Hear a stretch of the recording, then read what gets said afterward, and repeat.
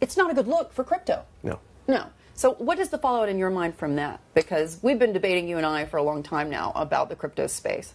So there's two sides to the coin. You have, on the one side, firms like us who took a regulatory first approach with progressive regulators like here in ADGM, and I expect other regulators around the world to actually take a serious look at crypto and look at the examples that we've made here and a few other places in the world that have done the same.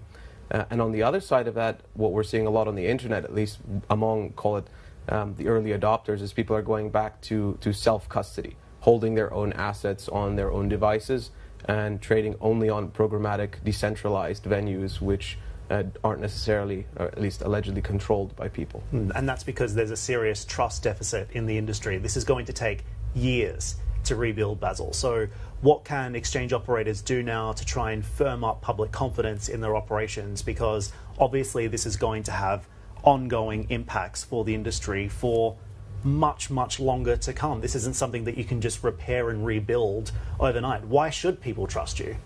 So I agree with that point. It's going to take a long time, and I think that a lot of exchange CEOs out there are trying to regain trust and rebuild trust by showing what they're calling proof of reserves.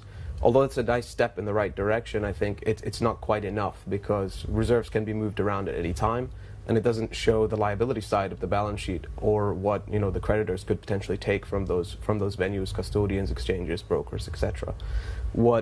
What would work, in my view, is really going back down to basics.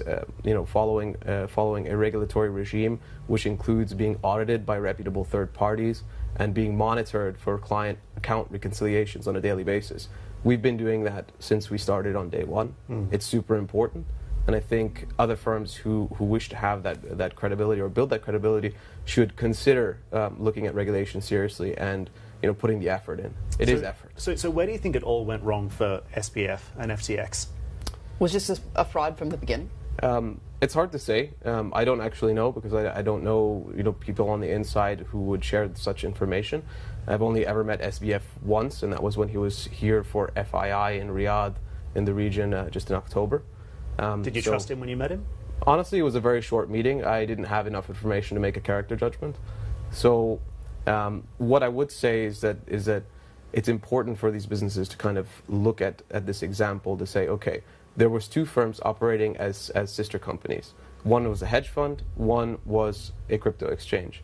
And what it appears is that in the last kind of fallout with a few firms going under, such as Luna, 3AC, etc., that client money was taken from FTX to subsidize the hedge fund's operation, Alameda in that case.